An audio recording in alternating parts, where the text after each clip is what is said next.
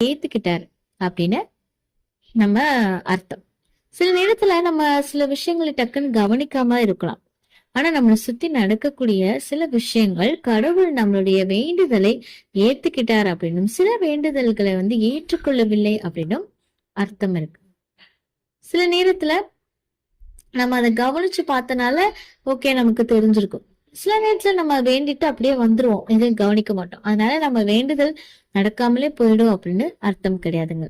நீங்க நீங்க சாமி கும்பிடும் போது அது எங்க இருக்கட்டும், நான் முன்னாடி சொன்ன மாதிரி அது கோவிலா இருக்கட்டும் இல்ல வீடா இருக்கட்டும், நீங்க சாமி கும்பிடும் போது உங்களுக்கே தெரியாம உங்க கண்ணுல இருந்து தண்ணி வந்துகிட்டே இருக்கு.